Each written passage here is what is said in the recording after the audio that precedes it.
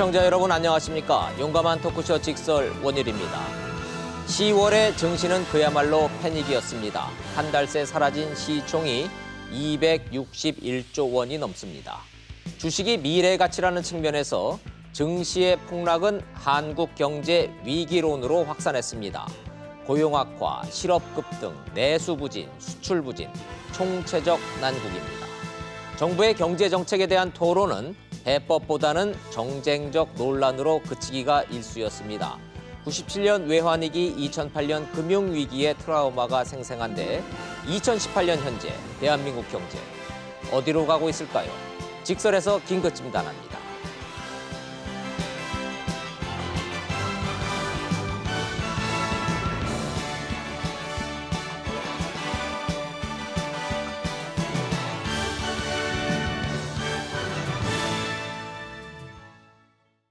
한국 경제 상황 긴급 진단해 주실 전문가 세 분 소개하겠습니다.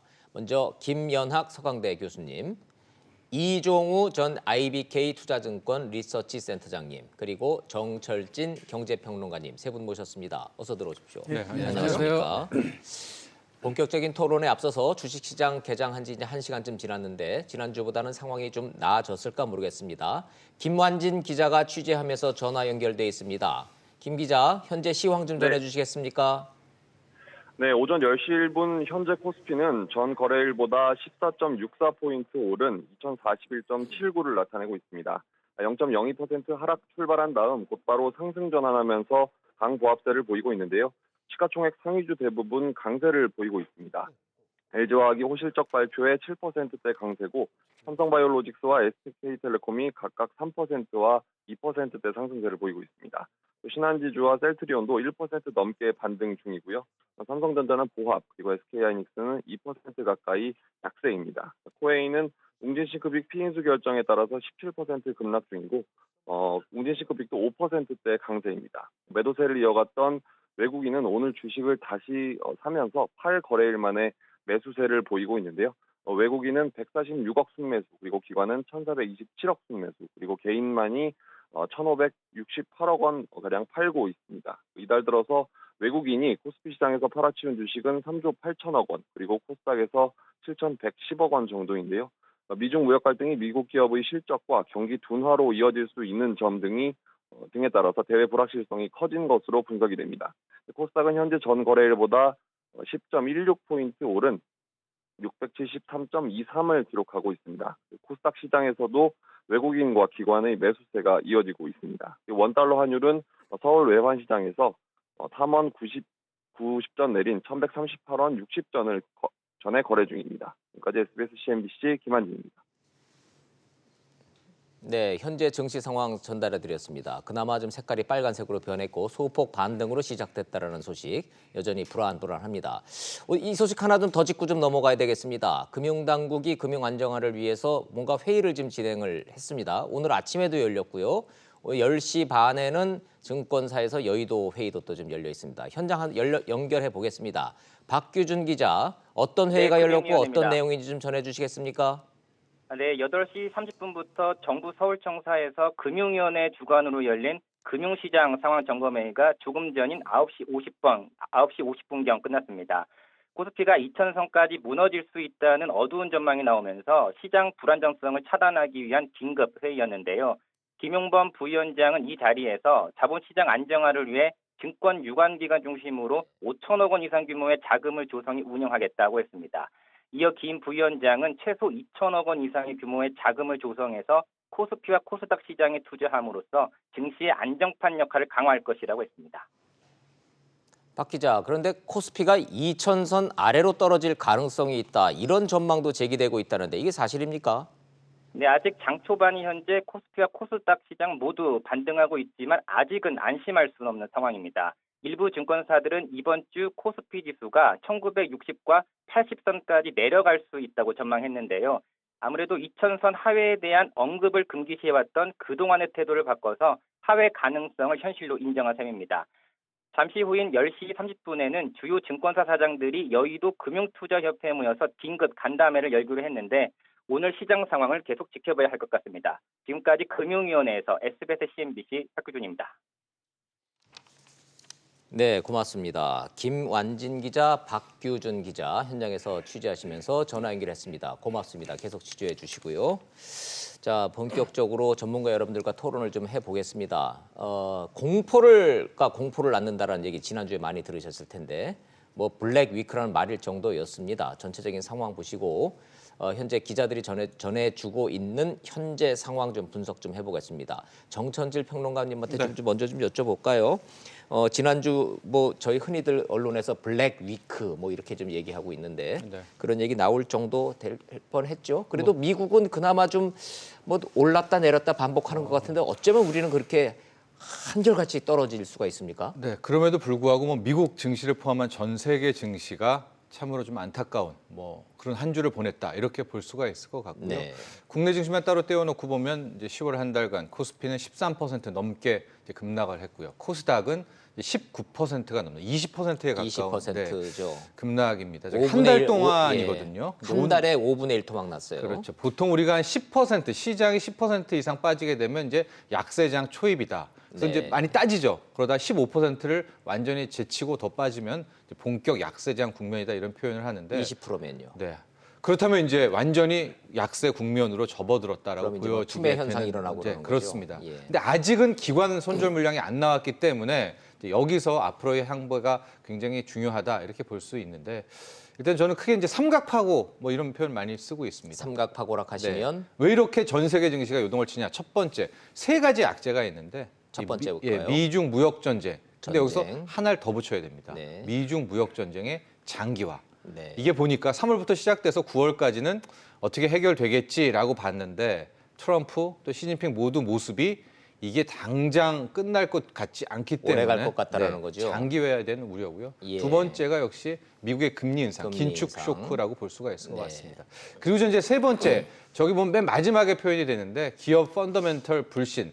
실은 그나마 그럼에도 불구하고 기업 실적은 괜찮겠지 했는데 3분기에 뚜껑을 속속속 열어보니까 우리 국내에서는 현대차 쇼크가 있었고요. 네. 미국에서는 뭐 4차 산업혁명 판타지라고도 표현을 하는데 아마존 또 이번에 구글의 모기업이죠. 알파벳 등이 다 실적이 기대만큼이 아니었던 거예요. 예. 실은 앞으로 더 잘 될지 믿고 엄청난 프리미엄을 주고 나스닥을 끌어올렸는데 막상 실적까지도 이렇게 나쁘게 되니까 이제는 투자자들이 특히 큰 손들이 먹고 빨리 튀자 차익 실현 물량이 나오면서 이 삼각파고가 뭐 순식간에 겹치면서 네. 속수무책으로 우리 당할 수밖에 없는 개인 투자자들은 그런 한 기술주 달이 중심으로 기업들 실적이 워낙 좋지가 않았어요. 됐습니다. 네, 그렇습니다. 예, 특히 미국 같은 경우가 이른바 빵이라고 하는 뭐 페이스북, 애플, 아마존, 뭐 넷플릭스, 구글 이쪽이 그렇죠. 뭐 이걸 끌어내리는데 뭐 선두주자였다 이렇게 얘기를 하는데 예, 맞는 거죠? 맞습니다. 그 분석은? 페이스북, 테슬라는 먼저 꺾였고요. 그나마 네. 아마존, 구글, 알파벳 괜찮겠지 했는데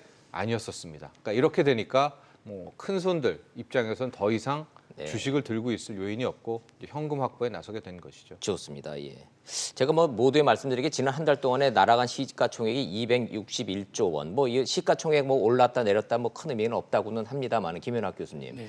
이 떨어진 이 폭의 정도가 2008년도 금융위기 이후로는 최대 낙폭이다, 최대 위기다 이런 평가들 동의하십니까? 네, 금융위기 때 23%가 떨어졌고 현재 한 달 동안 우리나라가 코스피 기준으로 13% 떨어졌는데요. 네. 지금 우리 정철진 평론가 말씀한테 덧붙여서 드린 말씀이 있습니다. 세계적으로 지금 증시가 10 내지 15% 정도 10월 달 들어서만 떨어지고 있는데요. 예. 그런데 우리나라는 또 좀 다릅니다. 우리나라는 연초 대비 22%가 떨어졌습니다. 22%. 예, 왜냐하면 연초에 1월 말에 우리나라 증시가 2,607포인트였는데 그렇죠. 지금 2,000선을 위협받고 있지 않습니까? 그때는 3천 간다 그랬잖아요. 예, 근데 이제 미국이라든지 일본의 경우에는 10월 초에 사상 최고가를 기록했다가 떨어지는 것이니까 상대적 충격이 우리나라 훨씬 덜한 것이고 그래서 지금 말씀하신 그 요인에다 국내적 요인이 더 있습니다. 뭐냐면 우리나라 경기는 이게 결국은 주가라고 하는 경기에 대한 기대감으로 올랐다 내렸다 하는 것이거든요. 그렇죠. 근데 우리나라 경기는 작년 3분기가 피크였다고 지금 보는 겁니다. 작년 3분기에 1.5% 우리나라는 분기별로 발표를 하거든요. 네, 네. 성장하고 4분기에 마이너스 0.2%였습니다. 네. 그게 이제 올 1월 말에 이제 발표가 됐는데 그래서 많은 국민들이 주식 경제 전문가들이 이제 우리나라는 이제 저성장 터널로 들어가는구나. 네. 주식이 재미가 없겠다. 그래서 사실은 알만한 사람들은 1월 달부터 이미 연초부터 주식 물량을 줄이고 빼기 있었던 거죠. 시작했군요. 예.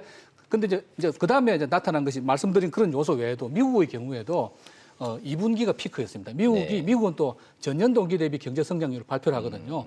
2분기에 4.2%라는 정말 놀라운 그 엄청나게 큰 규모의 미국 경제가 4.2% 성장했는데 얼마 전에 발표된 3분기 경제는 3.5% 성장이거든요. 네. 여전히 높지만 4분기에는 전년 대비 3%, 내년에는 2.5%. 즉 미국 경제도 경제 성장률의 속도가 급격하게 줄어들고 있다. 미국도 고점을 지나서 예, 이제 고점을 내리막길에 미국 들어섰구나, 시장에서도 그 이제 고점을 지났다. 그래서 그래서 미국이 보여드리는 저 그래프를 지금 말씀하시는 예, 겁니다. 3.5, 그다음 3.0, 내년에 2.5 이렇게 계속 급격하게 성장률 자체가 아직은 물론 호황입니다. 예. 호황이지만 떨어질 거다. 그래서 이미 피크는 지난 것 아니냐라는 예. 것들 말씀하신 요소에 더해서 그래서 미국 시장이 떨어지게 되고 다른 요소들과 겹쳐서 패닉 현상이 전 세계적으로 공조화됐는데 그렇죠. 다른 점은 우리나라 증시의 기본 체력이 워낙 취약하다 보니까 미국의 경우에 그래도 며칠 떨어지면 좀 반등했다가 떨어지고 네. 그러니까 투자가들에게 좀 팔 기회도 주고 종목 체인지할 기회도 주는데 우리나라의 경우는 수직 낙하를 해버리니까 흔히들 말하는 기술적 반등이라는 기술적 게 반등이라는 있으면서 것이 미국은 오르락 없었죠, 내리락 우리나라. 하면서 예. 떨어지는데 우리는 한번 떨어지면 그냥 절벽에서 떨어지듯이 수직 낙하한다 그 남 말씀이시죠. 떨어지 한 달 동안 떨어져가지고 고객들이 지금 우리 주식 투자가들이 지금 아예 실색한 상황이고 오늘 뭐 다행히 조금 반등을 하고 있습니다만 이것은 이제 기술적인 반등으로 봐야 되죠. 그동안 기다려왔던. 두고 봐야 되겠네요. 네. 아, 이거 뭐 전문가들의 해석을 들으시면서 시장 참여하고 계시는 시청자 여러분들도 이 시장이 어디로 가고 있는지에 대한 이제 계속 그 가늠을 하시면서 아마 들으실 거라 믿습니다. 센터장님 같은 경우에는 뭐 계속 시장을 들여다보시는 전문가시니까 예. 자, 한국 시장과 미국 시장의 차이점에 대해서 좀 분석을 좀 해주셨고 센터장님은 어떻게 보십니까? 예, 그 2008년도에 금융위기가 발생하지 않았습니까? 예, 정확하게 10년 예, 전입니다. 예. 예. 그 당시에 우리가 했던 얘기를 한번 돌이켜서 생각을 해보게 되면 네. 지금 이렇게 주가가 하락하고 있는 부분들은 10년 전에 어떻게 생각하면 모두 다가 예상이 됐다. 이미 10년 전에 예고된 라고 예고편이었다. 볼 수가 있죠. 그 당시에 이런 얘기를 했습니다. 지금 금리를 굉장히 낮추고 유동성을 엄청나게 공급을 하지만 미국 경제가 안 좋기 때문에 이 부분들은 그냥 중앙은행과 은행 사이에서만 왔다 갔다 하는 형태에 그치고 있다. 네. 그렇지만 경기가 안정되고 나면 이 돈들은 틀림없이 자산시장으로 들어올 거고 네. 그 자산시장을 폭발 일보 직전까지 버블을 만들어 갈 버블을 거다. 갈 것이다. 그리고 그 다음 국면이 되면 대단히 주가가 이 가격이 하락할 수밖에 없다. 네. 왜냐하면 어차피 정상으로 돌아오게 되면 비정상일 때에 만들어진 가격은 유지될 수 없는 형태가 되지 네. 않습니까? 지금이 보게 되면 그 스텝으로서 넘어오고 있는 단계다라는 생각을 가져야 되고요. 그다음에 올해의 미국의 기준금리가 올라감에 따라서 주가가 반응했던 부분들을 보면 네. 3월 달에 금리를 인상할 때는 전혀 반응하지 않았어요. 그건 작년도에 인상할 때하고 거의 비슷한 모습이었거든요. 그랬죠. 이제 그때까지만 하더라도 금리의 수준이라고 하는 것이 그 주가에 그렇게 큰 영향을 주지 않는 형태였는데요. 네. 6월 달에 또 그럴 것이다라고 생각했지만 금리를 인상하고 난 다음에 1개월 동안 주가가 굉장히 흔들렸어요. 네. 결국 보면 6월 달에 금리를 인상했던 그 수준이 드디어 이제 주가가 부담을 갖기 시작한 수준이 됐다라고 볼 수밖에 네. 없고요. 9월 달은 그보다도 더 올라갔으니까 당연히 더 큰 반응을 보일 수밖에 없지 않습니까? 네. 그러니까 지금은 보면 그렇게 높게 형성됐던 주가가 일정하게 어느 정도씩 전 세계적으로 버블이 빠지고 있는 그런 단계다라고 봐야 네. 되고요. 우리나라 주식 시장이 왜 다른 데보다 못하냐 몇 가지 이유를 들 수 있죠. 예를 들면 제일 큰 걸 물어보십니까? 예, 작년도에 우리 이 주가가 2,200에서부터 시작해서 2,600까지 올라왔거든요. 그 원인이 뭐냐라고 먼저 생각을 해봐야 되는데 그게 우리나라 안에서의 변동 이런 것도 있지만 굉장히 큰 원인이 세계 주식시장, 특히 선진국 네. 주식시장이 올라가다 보니까 우리가 떠밀려서 올라가는 형태가 됐거든요. 덩달아 올라갔다라는 근데 측면이신가요? 그 떠미는 주체가 약해지다 보니까 네. 떠밀려 올라가는 주체는 당연히 훨씬 더 약해질 수밖에 먼저 없고요. 떨어진다 이거죠. 거기에다가 올해 6월 달서부터 우리나라에서 격렬한 경기 논쟁이 계속 벌어지지 네네. 않았습니까? 이게 뭐 정파적이었던 뭐든 그 경기 논쟁이 이유는 굉장히 떠나서 벌어졌고, 예.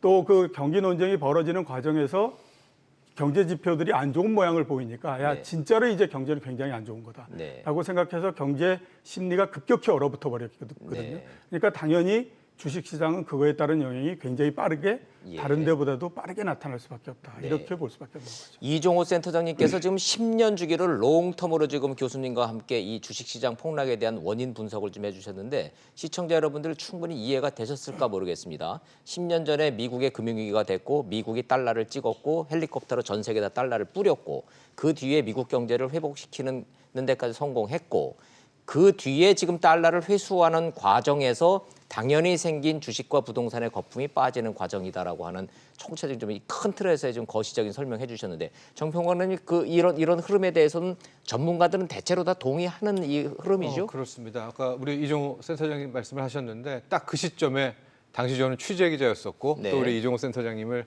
또 뭐 다른 증권사의 그랬었죠. 센터장으로 이제 인터뷰를 했었던 자, 그런 그럼 기억이 생생합니다. 생생하다면은 예. 그렇다면 네. 지금 언론에서 얘기하고 있는 주식 시장이 왜 떨어져라고 질문했을 때 1번으로 꼽히는 외국인들의 투매 현상, 네. 외국인들이 빠져나간다라는 그 연장선상도 같은 맥락으로 이해도 됩니까? 그렇습니다. 요 제가 좀 더 첨언을 좀 살짝 해드리면 네. 문제가 뭐냐면 이제 웬만큼 주식 투자하셨던 분들, 경제학자분들은 이런 얘기를 하세요. 금리 인상이란 건 경제에 대한 자신감이고 금리 인상 상승기에 항상 주가도 올랐다. 그렇기 때문에 지금은 일시적인 흔들림이고 네. 미국이 계속 긴축을 하고 금리 올리면 실은 그것은 주가 상승의 하나의 방증이다라는 표현을 많이 하는데 그때 놓치고 있는 것이 뭐냐? 앞서 우리 이종호 센터장도 얘기하셨지만 우리가 2008년, 2009년에 경제 위기를 맞았을 때 그 이후의 반응이 조금 이제 와서 말씀드리지만 잘못됐습니다. 즉 뭐냐?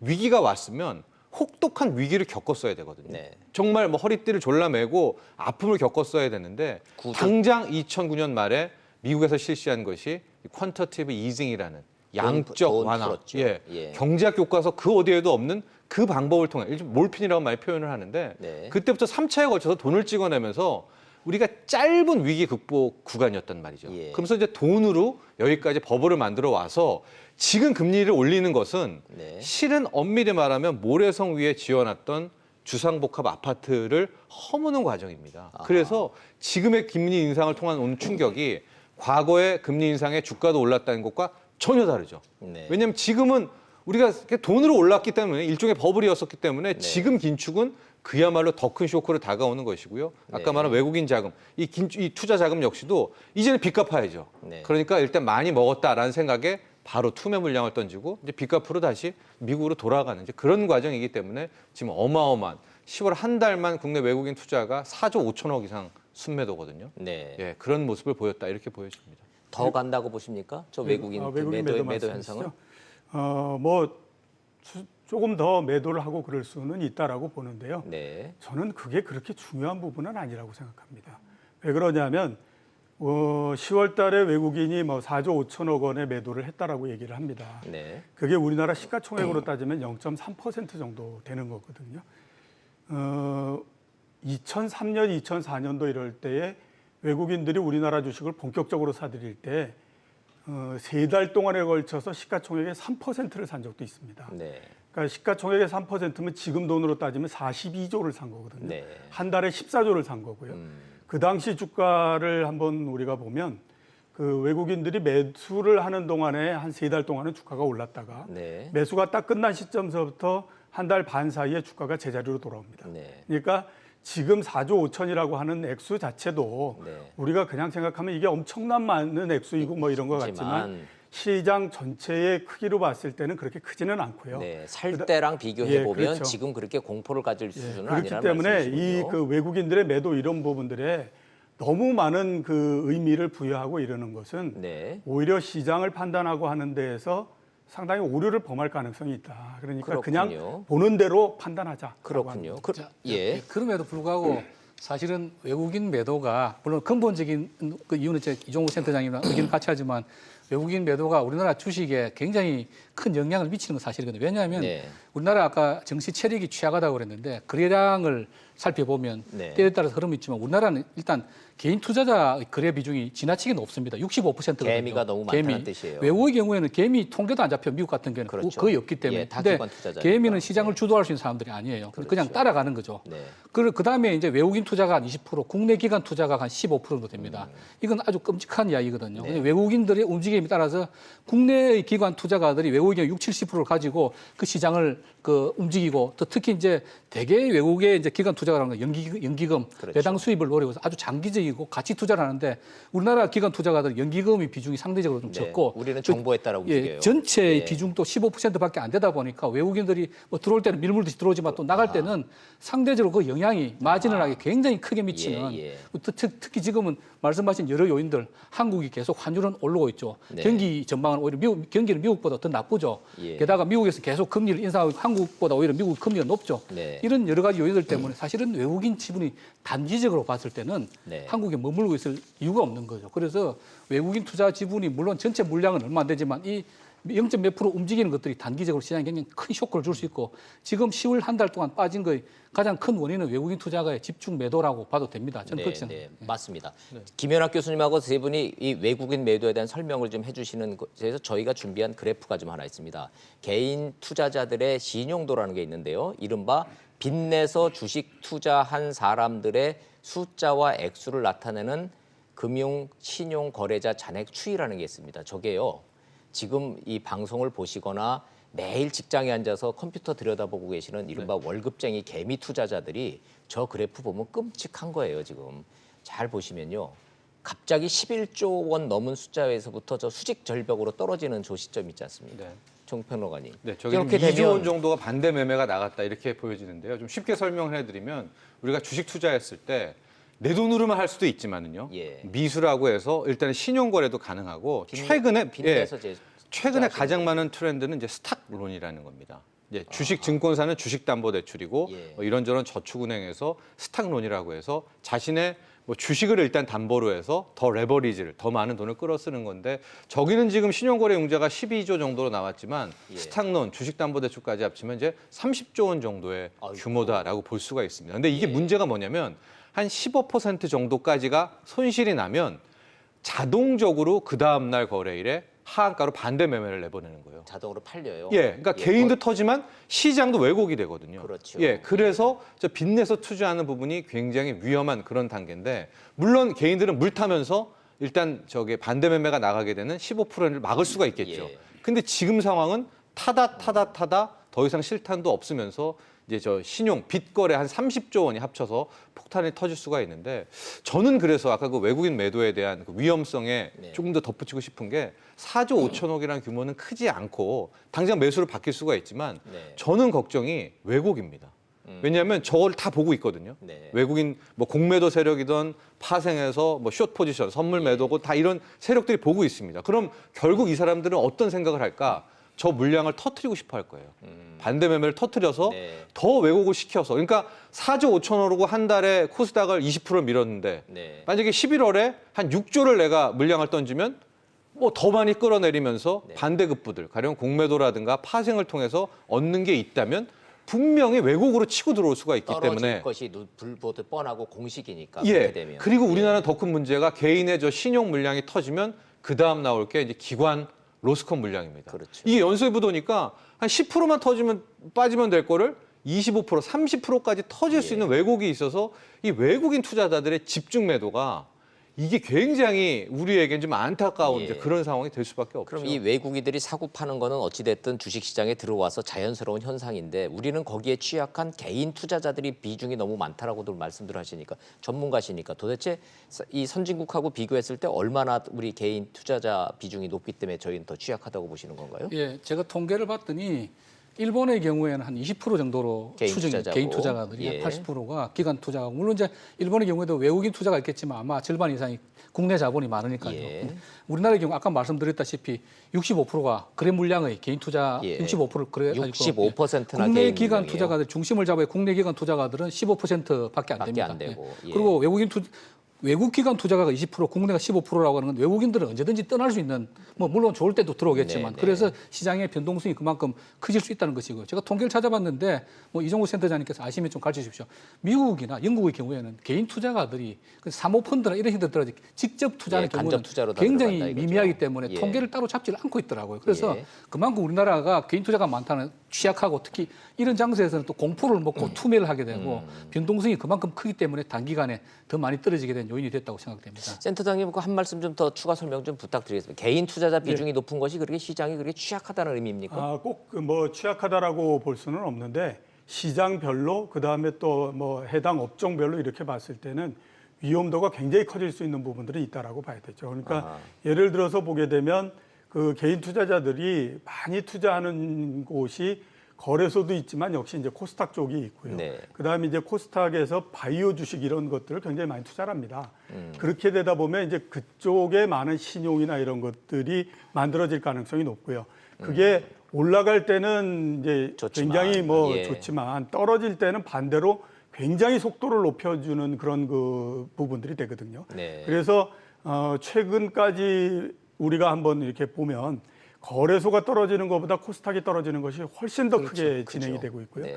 그다음에 그 중에서도 바이오 주식의 하락이라고 하는 것이 굉장히 빠른 속도로서 나옵니다. 네. 그거는 말씀하셨던 것처럼 이렇게 이제 개인들의 그 신용 물량 예. 이런 부분들이 굉장히 역할을 많이 하는 그렇군요. 그렇게 될 수밖에 예. 없는 거죠. 그래서 주식시장 등락에 대해서 개인들의 이 공포와 이 등락의 폭이 심리적으로 더 크시다는 거를 설명을 들어보니까 네. 워낙 투자해놓고서는 마음 졸이시는 분들이 많네요. 예, 그리고 이 개인의 공포를 불행히도 외국인 투자가들이 이용을 합니다. 자기들은 선물, 뭐 공매도 여러 가지 예. 숏용 포지션 취해가면서 결국은 개인 투자가 비중이 많다는 것은 증시에 잠겨 있는 개인들이 돈이 많다는 거 아닙니까? 그렇죠. 이런 폭락 장세에서도 의외로 외국인들은 손실이 적을 수도 있습니다. 아, 왜냐하면 결국 네. 그 희생이라고 하는 개인 투자 정보가 부족하고 그 좀 운신의 폭이 좁은 개인 투자가들이 주문해서 그 기관 투자가들 예. 특히 외국인 투자가 들어가는 것이 아닌가. 뭐 제가 정확한 통계를 가지고 있지는 않지만 예, 예. 외국보다는 그런 왜곡 현상이 훨씬 더 심할 거로 생각이 됩니다. 좋습니다. 그렇다면 개인 투자자들 그 경우에는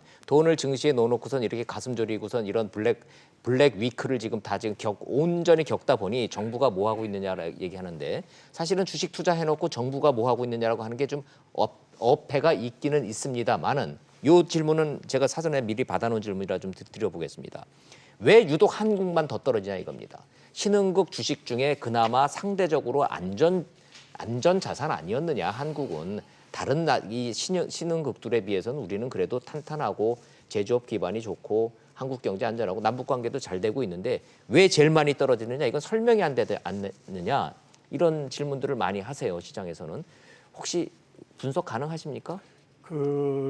그동안에 오랜 시간 동안 주가의 상승이 선진국을 중심으로 해서 이루어져 왔습니다. 미국이 가장 많이 상승을 했고요. 예. 네. 이머징 마켓 같은 경우에는 우리나라를 포함해서 사실상 2011년 정도서부터 그냥 옆으로 누워버리는 형태였었거든요. 네. 그리고 이제 작년서부터 그러니까 한 1년 정도 이렇게 올라가는 형태였기 때문에 이번 그 10년 동안의 상승은 문제를 일으킨 것도 선진국이었고 그 네. 이후에 그거를 회복하면서 올라갔던 것도 선진국이었기 때문에 당연히 그렇게 해서 이렇게 차이가 날 수밖에 없고요. 네. 그걸 이제 국내 안으로서 좁혀들어서 이렇게 보면 우리나라가 아직은 이머징 마켓 쪽으로 분류가 돼 있는 상태입니다. 그러니까 당연히 선진국이나 이런 데에 비해서는 그 주가의 변동이나 이런 것들이 크고 하락이 클 수밖에 없는 상태고요. 또 하나 이제 그래서 우리가 살펴보면 6월 달 이후에 우리가 계속해서 경기 논쟁 굉장히 많이 벌렸지 않습니까? 네, 그랬죠. 그러면서 결론은 아무튼 우리나라 앞으로 경제가 굉장히 안 좋다라고 하는 쪽으로서 이제 그 포커스가 맞춰진 거고 네. 그렇게 되다 보면 과거에 우리의 경험이 있다라고 하는 거죠. 과거에 네. 우리가 경기 진폭이 굉장히 컸을 때 경기가 피크를 치고 나서 내려가면 주가는 거의 정점에서부터 50% 넘게 떨어지더라라고 하는 경험을 갖고 있기 때문에 당연히 사람들이 경기가 둔화되고 하는 부분들에 대해서 직접적이면서 굉장히 큰 반응을 할 수밖에 없는 상태이거든요. 네, 네. 그것이 지금의 주가 하락으로서 나타났다라고 보시면 맞습니다. 네. 국내적으로 보면은 어닝 쇼크가 직접적인 직격탄이다라는 얘기들을 좀 많이들 하시는데 네. 아니 그런데요. 네. 좀 냉정하게 생각해 보면 정부가 올해 초에는 3% 경제 성장률 예측했다가 2.9로 내렸다가 이번에 또 내렸잖아요. 네. 그리고 경제부총리가 경제 좋아질 것 같지 않다. 고용시장도 그렇고. 아니 이렇게 정부가 계속 안 좋을 거라고 얘기하는데 주가가 올라갈 거라고 기대하는 것도 무리긴 합니다만은 네. 현대차를 비롯해서 기업 실적이 실제로 이렇게 나쁘게 나올 거다라고 예측은 가능했었습니까? 아니면 어닝 쇼크입니까 정말? 어닝 쇼크입니다. 왜냐하면 현대차의 실적은 실은 증권사들도 굉장히 낮춥니다. 왜냐하면 어닝 시즌이 오게 되면 그 예상의 만큼 낮춰서 어느 정도까지는 이제 비슷하게 맞추게 맞춰야 되는데 지금 되는데. 그것보다도 더 나쁘게 나왔기 때문에 아마 현대차 부분 같은 경우에는 전형적인 어닝 쇼크의 모습을 갖추고 있는 게 맞다 이렇게 보여지지만 현대 기아차의 영업이익이 20년 전으로 후퇴했다. 이것도 네. 맞는 말인가요? 그것도 맞고 저는 더 주목한 게 현대차 이번에 실적의 영업이익률입니다. 예. 네, 마진이라고 하는데 그게 이제 지금 1.2%라는 1.2%. 네. 예, 차를 팔아봐야 1.2%밖에 안 남는다는 얘기예요. 차 한 대 팔아봐야 100원 평균적으로. 팔면 이제 1원 20전이 남게 된다는 건데 예, 예. 그 부분에 이제 굉장히 좀 충격을 좀 받았었는데 도요다가 그게 뭐 한 30몇 프로 된다고 그러는 걸 보면 네, 20-30%가 되죠. 예, 네. 되면은 그 격차는 굉장히 큰 거예요. 그렇죠. 지금 같은 경우에는 장사를 굳이 할 이유가 없죠. 마진 부분에 있어서는. 예. 근데 과연 이번에 직격탄이 이제 쇼크만이냐라는 네. 것은 한 축이죠. 아까 말한 삼각포도 중에 한 축일 겁니다. 예, 아하. 미중 무역 전쟁과 금리 인상과 여기에 마지막 믿었던 그나마 선방할 줄 알았던 기업 실적까지 쇼크까지 겹치면서 아마 이런 것이 공교롭게도 큰 충격파로 이제 다가왔다 이렇게 볼 수가 예. 있겠죠. 예, 주가를 결정짓는 것은 뭐 두 가지 요인이 있다고 봅니다. 하나는 펀더멘탈적인 요인이고요. 네. 하나는 이벤트성 요인인데 펀더멘탈 측면은 우리 이종우 센터장께서도 말씀하셨고 많은 경제평론가들이 이야기했지만 계속 4분기 내내 0%대 성장하고 있지 않습니까? 그리고 네. 경기 논쟁을 벌이는데 지금 경기 논쟁에서 경기가 더 나빠질 것이라고 하는 주장이 더 힘을 얻고 있지 않습니까? 네. 그렇기 때문에 주가 전체는 다운턴을 할 수밖에 없고요. 근데 그 일시적으로 순간순간에 영향을 받는 것은 이벤트성 요인이죠. 이벤트성, 이제 네. 대세에는 관계없는데 특히 어떤 날 주가 특히 많이 빠지고 예. 오르는 거는 이벤트성 요인인데 심리적으로 영향을 그죠? 미친. 외국적인 요인은 뭐 아까 말씀드린 뭐 미중 무역 뭐 이런 거 예. 있고 국내적 요인은 각 기업의 실적들이죠. 예를 들어서 네. 삼성전자나 하이닉스는 실적이 사상 최고인데도 왜 빠지느냐? 앞으로는 더 좋을 피크이기 때문에 더 안 좋다라는 거. 아, 현대자동차의 미래 전망이 안 좋다 미래 전망이. 이거죠. 근데 현대자동차는 또 조금 다릅니다. 현대자동차가 3분기 영업이 2,889, 기아차가 1,173억으로 어닝 쇼크지만 사실 시장에서 알고 있었던 요인이 뭐냐면 리콜 비용이 현대자동차 5천억 그리고 기아차가 2,800억입니다. 그래서 리콜 비용을 일시적으로 삼각 처리한 리콜 비용을 빼면 시장 기대치에 부합되는 겁니다. 그리고 우리나라가 이미 조선이 망했고요. 네. 그다음에 스마트폰이 지금 경쟁력을 잃어가고 있고 자동차 경쟁력을 잃어가고 있다는 건 이미 시장에서도 알고 있는 내용입니다. 부인할 수 지금 없죠. 현대차가 22년째 국내 공장을 짓고 있지 않고 공장을 계속 외국으로 보내고 있지 않습니까? 그렇죠. 그러니까 그런 것들은 이미 알고 있는 상황인데 다만 이벤트성으로 주가가 하락하는 국면에서 이런 또 안 좋은 이벤트가 나타남으로 해서 그날 당일 혹은 그 주에 주가 하락이 좀 부채질한 거고 네. 대체적으로는 역시 경기에 대한 전망이 전체적인 주가 흐름을 예. 결정짓는다고 보면 되겠습니다. 저도 한마디 말씀을 드리게 되면요.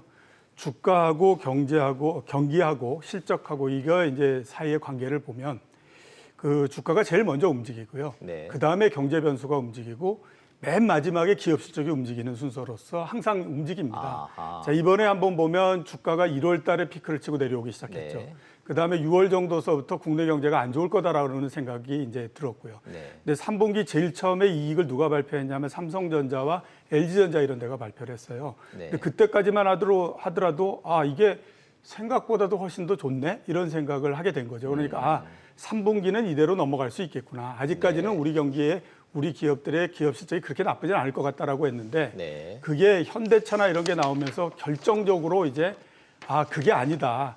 이미 3분기서부터 우리나라 기업 실적이 꺾이기 시작하는 모양이다라고 하는 그 생각을 갖게 만들었고요. 네. 그게 최근 특히 지난주에 주가나 이런 데 굉장히 큰 영향을 줬다라고 볼 수밖에 없는 거죠. 알겠습니다.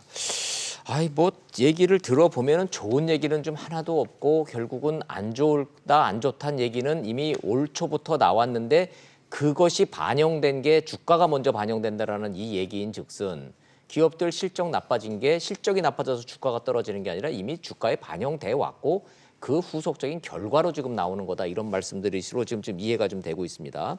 이런 가운데 국내적으로는 좀 안 좋은 또 통계가 좀 하나 나와서 즐거운 소식은 아닙니다만은 또 전해드리지 않을 수가 없습니다. 고용 이 통계가 또 나와 있는 게 있습니다.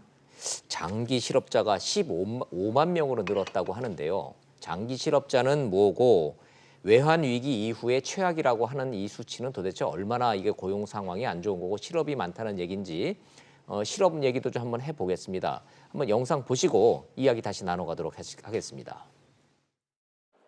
통계청 조사 결과 구직 기간이 6개월 이상인 장기 실업자는 올 들어 9월까지 평균 15만 2천 명으로 집계됐습니다. 지난해 같은 기간보다 1만 명 늘었습니다. 9월까지 기준 장기 실업자 수는 지금과 같은 기준으로 통계를 작성하기 시작한 1999년 6월 이후 올해가 가장 많았습니다. 외환위기 충격이 남아있던 2000년 같은 기간 장기 실업자는 14만 2천 명으로 올해보다 적었습니다. 올 들어 9월까지 실업자 수는 111만 7천 명으로 지난해 같은 기간보다 5만 1천 명 늘었습니다. 이 역시 비교 가능한 통계가 제공되는 최근 19년 사이에 가장 많습니다. 오랜 기간 일자리를 구하지 못해 취업을 포기하는 사례도 속출하고 있습니다. 9월까지 구직 단념자는 월 평균 51만 6천 명으로 지난해 같은 기간보다 3만 1천 명 증가했습니다. 지금과 같은 기준으로 구직 단념자를 집계하기 시작한 2014년 이후 올해가 가장 많습니다. 실업자를 위한 공적 지출도 크게 늘었습니다. 올 들어 9월까지 실업급여 지급액은 약 5조 377억 원으로 지난해 같은 기간보다 9,448억 원, 23.1% 증가했습니다. 이런 고용지표 악화는 자동차, 조선 등 주력산업 쇠퇴와 전반적인 투자와 소비 부진과 맞물려 장기화할 조짐을 보이고 있다는 게 전문가들의 의견입니다.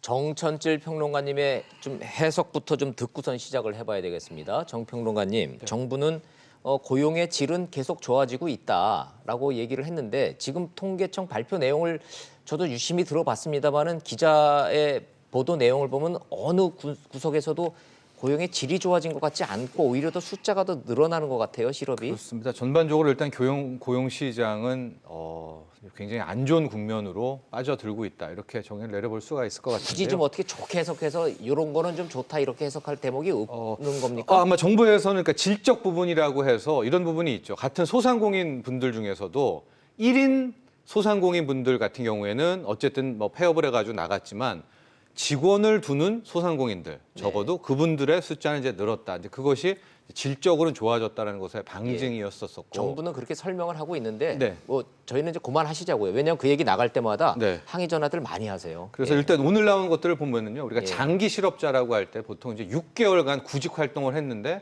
못 구한 이제 분들을 한해서 단기 실업자가 있고 장기 실업자가 있는데 그렇죠. 예. 그게 기준이 6개월이군요. 예, 6개월 이상 되는 분이 현재 앞서 말한 것처럼 이제 15만 명이 넘어섰고 그 그러면 수준이 전체 실업자 숫자는 몇 명이에요? 100만 명이 지금 넘는다고 하는데 이제 그 중에서 어이구. 15만 명이 넘어섰는데 이게 어느 정도냐?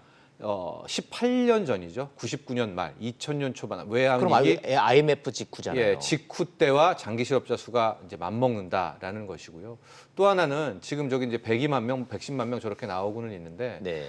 구직 단념자라는 게 오늘 또 통계에 나왔습니다. 이것은 그것은 너무 이제 취업을 해도 안 되니까 구직하려는 노력도 포기한 사람이 지금 51만 명이 잡혔는데 예. 이분들은 저 실업자 통계 추이에 아예 안 잡히는 거거든요. 아예 안 잡히는 예, 거군요. 이분들은 유령처럼 이제 통계 자체에 빠져 있는 거기 때문에 그럼 그 이른바 취업을 단념했다라는 분들도 대충 몇 명 정도 51만 명입니다. 51만 명. 그러니까 어디선가 공부는 하고 있지만 공무원 시험도 응시도 이제 안 한 분들이고 원서도 안 낸 분들이고 아르바이트도 그냥 안 하고 있는 분들이 또 저게 51만 명이 된다라고 하니까 실은 이제 이런 오늘 나온 통계치만 보면 이제 고용이 굉장히 지금 다운턴 본격적인 약세장으로 잠깐만요. 왔다. 요 대목에서 중간 정리 좀 하면 전체 실업자가 지금 111만 명 정도로 늘었고 구직 포기자가 50만 명이라면 160만 명이면 전체적으로 지금 취업을 하고 싶고 돈벌이를 해야 되는데 직업을 못 구하는 분들이 우리나라에 160만 명이라는 얘기는 진짜로 한 집 건너 한 명씩 실업자 있다는 얘기가 이게 과장된 표현은 아닌라는 얘기네요. 네, 그렇죠. 이게 뭐 두 분 이제 전문가들한테는 주식 얘기했다가 뭐 고용 실업 여쭤봤다 해서 죄송하기는 한데 이게 다 연결돼 있는 거죠. 관련돼 있습니다. 아까 우리 이종국 센터장 말씀하셨지만 경기 논쟁에서 경기 논쟁에는 그 두 가지거든요. 하나는 그 경제 성장률, 그건 거시 지표고요. 하나는 우리 국민들이 일반인 체감하는 건 실업률이거든요. 근데 이제 분명한 것은 경제 성장률 연초에 3.0%가 목표였는데 슬금슬금 내려와서 지금 이제 2.7%까지 한은해서 하는데 전문가들 이야기는 지금 3분기까지 전년 대비 미국처럼 전년 대비 2%밖에 성장을 못했거든요. 그럼 4분기에 갑자기 0.7% 아마 2.5 내지 2.6으로 끝날 가능성이 높다. 아유 잠깐만요. 그럼 지금 보고 계시는데 뭐 숫자가 여러 나오고 있지만은 현대경제연구원에서 정부가 했든 민간 연구원이 했든 그래도 지금 최소치로 나오는 건 2.7%인데 저것도 2.5네요. LG가 2.5인데 가장 낮은 2.5까지 떨어질 가능성도 있다라는 말씀이신가요? 그러니까 민간경제연구소에서는 현대나 LG경제연구원의 전망이 민간은 정부의 눈치를 안 봐도 되는 데니까 예. 조금 더 연구원들의 의견이 반영된 거 아니에요. 그러니까 연초 계획보다 일단 0.3 내지 4 정도는 떨어질 것이 거의 확실시 되고요. 아하. 그다음에 이제 실업률. 근데 실업률 아까 통계 나왔지만 다행히 전월 대비 0.4% 줄은 걸로 나옵니다. 네. 근데 이제 이 장기 실업률이 왜 중요하냐 하면은 단기적으로 월별 실업률은 아르바이트생이 늘어난다든지 예, 뭐 그렇게 해서 뭔가 실업률은 움직이는 뭔가 부분들. 움직이는 모습 예, 보여주는데 6개월 이상 열심히 잡을 구했는데도 못 가는 그게 사실 어떤 의미에 진성 실업자로 봐야 되거든요. 그게 아하. 작년 대비 진짜 실업자군요, 진짜 예. 그분들이. 예. 작년 대비 10,000명이 늘었다. 10,000명이 늘었다고 하는 건 한 7% 되지 않습니까? 예. 그러니까 경제 성장 전망은 한 0.4% 정도 당초 원초 대비 꺾이고 예. 진성 실업자는 한 10,000명, 즉 한 7%, 6 내지 7% 늘었다라고 하는 그 두 가지 거지 지표와 실업 지표, 숨어 있는 이 실업 지표를 보더라도 주식 시장에서 주가를 상승시킬 만한 요인이보다는 아닌 거죠. 예, 예. 예. 아니 그런데 그래서 자꾸 지금 이 실업 얘기를 하고 이런 고용 악화 얘기를 하고 그러면 경기 논쟁하고 정책 논쟁하고 맞물리면서 자꾸 정부에 대한 비판을 하게 되는 경향이 좀 있습니다. 그래서 결국은 여야가 국회에서 싸우다가 이게 소득 주도 성장이 맞네 틀리네 해법을 논의했더니 맨날 정쟁만 하고 쌈박질만 하다 끝나는데 이제 뭐 우리가 상황은 이제 충분히 다 알고 있는 거고요. 센터장님께서는 민간 이 전문가 입장에서 봤을 때 이 예. 책임과 이 정부의 책임론에 대해서는 어느 정도까지 얘기하시는 편이세요? 정부의 책임도 상당히 뭐 굉장히 크다라고 뭐 봐야 없다 할 되고요. 수는 없지만 기업의 책임 또한 제가 봤을 때는 그 적다라고 얘기하기는 굉장히 어렵다. 기업은 또 무슨 죄가 있습니까? 이렇게 자, 우선 실업이 굉장히 크게 늘어나는 그 업종을 보면 예. 하나는 조선이 있을 거고요. 조선, 또 하나는 예. 자동차가 있지 않겠습니까? 그러니까 그렇죠. 이런 것들이 약해지게 되면 다른 거 뭐 바이오나 이런 것에서 아무리 많은 고용을 한다고 하더라도 예. 여기에서 나오는 이 실업이나 이런 부분들 채워나갈 수 없습니다. 왜냐하면 이런 그 산업들 자체는 굉장히 고용 유발 효과가 굉장히 크기 때문에 그렇죠. 그렇거든요. 조선이 지금 힘든 거는 뭐 국민 여러분이 예. 다 알고 계신 거고 예. 지금 이제 자동차 말씀을 하시면 현대차 실적 부진 이런 게 다 연결돼 있어서 예, 그렇죠. 그 말씀하시는 겁니까? 예, 그러니까 현대차가 이렇게 굉장히 어려워지게 된 거는 이미 그 삼성동 부지를 살 때에서부터 땅 자본시장에서는 결국 나중에 굉장히 어려울 거다라는 얘기를 했거든요. 그때 왜냐하면 10조 5천억 원 정도면은 뭐 나라에 그 기부하는 개념으로 세금 낸다라는 개념으로 사겠다 이런 현대차가 현금 여력이 있었기 때문에 상관이었습니까? 근데 그 전에 한번 그 현금 여력이 만들어진 그 원천을 한번 보면요. 예. 금융 위기가 나지 않았습니까? 그리고 그 다음에서부터 그 원엔 환율이 그 700원대에서 네. 1,400원대로 올라갔어요. 그렇죠. 그게 그리고 4년 동안을 계속 유지했거든요. 그러니까 우리나라 자동차 회사가 그 일본 자동차 회사에 비해서 가격을 반으로 깎아준다고 하더라도 견딜 수 있을 정도의 외부적인 환경이 좋아졌던 겁니다. 한 차익이 있었어요. 예, 그리고 그때는. 그 당시에 예. 한번 보시면 미국이 금융위기가 나고 난 다음에 미국의 자동차 회사들이 전부 다 법정 관리에 들어가 버렸거든요. 네. 거기에다가 도요타 자동차가 리콜 때문에 굉장히 어려웠잖아요. 네. 그래서 그 당시에 어떤 얘기가 있었냐면 세계에서 제대로 돼 있는 자동차 회사는 독일하고 한국 자동차 밖에 회사밖에 없었다. 없다라는 네. 거였어요. 그러니까 그 여력으로 굉장히 많은 돈을 번 거죠. 분기당 2조 1,000억 정도 벌었거든요. 네. 근데 그런 그 호조건이 어떻게 보게 되면 현대차가 만든 건 아니잖아요. 외부에서부터 만들어져 온 건데 네. 그 천재 일류의 기회를 그냥 버렸다라고 볼 수가 있죠. 만약에 그때 그거를 부동산을 사고 그다음에 다른 계열사를 사고 이런 데에 막 그 하지 않고 진짜 제대로 된 모델을 하나 개발하기 위해서 그 자금을 투입했다라고 하면 미래 아마 가치를 지금 이해해. 굉장히 좋은 모델 대여섯 개는 갖고 있었을 거고 지금보다도 현대차나 자동차는 훨씬 더 좋았을 거다라고 네. 합니다. 그래서 시장에서는 이런 얘기를 하지 않습니까? 본사가 양재동에 있던 삼성동에 있던 그게 뭐가 그렇게 차이가 나느냐. 네. 근데 왜 그런 일을 했느냐. 현재까지도 많은 주주들한테 그거에 대한 해답을 자동차 회사들은 주지 못하고 있다라고. 못하고 있다. 예, 예.